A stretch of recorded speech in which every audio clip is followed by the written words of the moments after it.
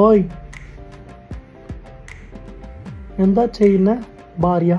ഓയ്, എന്നടി പண்ற പൊണ്ടാട്ടി?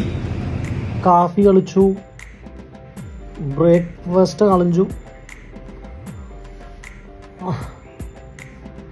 റൂമിലേക്ക് കുളിച്ച് റെഡിയായി.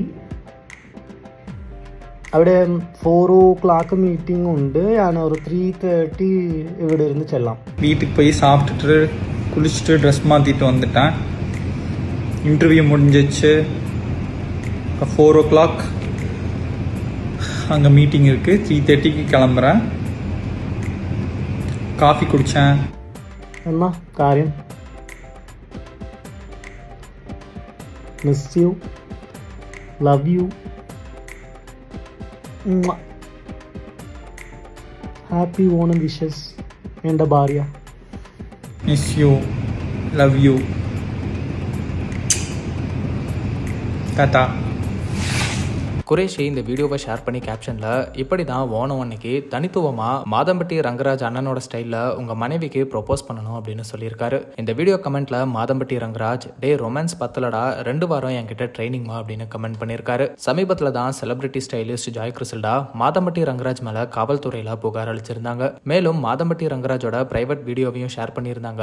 அந்த வீடியோவை தான் குரேஷி இப்படி மலையாளம்ல ரீக்ரியேட் பண்ணியிருக்காரு. குரேஷியோட இந்த போஸ்ட் மற்றும் அதில் மாதம்பட்டி ரங்கராஜ் பண்ணியிருக்கிற கமெண்ட் இப்போ சர்ச்சை ஏற்படுத்தி இருக்கு. மாதம்பட்டி ரங்கராஜோட இந்த செயலுக்கு பதிலடி கொடுக்கிற விதமா ஜாய் கிறிசல்டா அவங்க இன்ஸ்டாகிராம் ஸ்டோரியில பெண்களை ஏமாற்றும் ஆண்களை கடவுள் கண்டிப்பாக தண்டிப்பார், தர்மம் ஜெயிக்கும் அப்படின்னு ஆதங்கப்படுற வகையில இந்த ஸ்டோரியை ஷேர் பண்ணியிருக்காங்க. ஜாய் கிறிசல்டாவோட இந்த போஸ்ட் இப்போ சோஷியல் மீடியால வைரல் ஆயிட்டு வருது. மாதம்பட்டி ரங்கராஜ் முதல் மனைவி கூட ஜுடிஷியல் செப்பரேஷன்ல இருக்கிறதா போய் சொல்லி என்ன காதலிச்சு திருமணம் பண்ணிக்கிட்டாரு அப்படின்னு ஜாய் கிறிசல்டா குற்றம் சாட்டி இருந்தாங்க. மேலும் இப்ப நான் பிரெக்னன்ட் ஆனதுக்கு அப்புறம் என்ன கைவிட்டுட்டாரு அப்படின்னும், அவர் தான் இந்த குழந்தைக்கு அப்பா, என்னோட கணவர் அவர் தான் அப்படின்னு சொல்லி காவல்துறையில 2 பேரையும் சேர்த்து வைக்க சொல்லி கோரிக்கை வச்சிருந்தாங்க.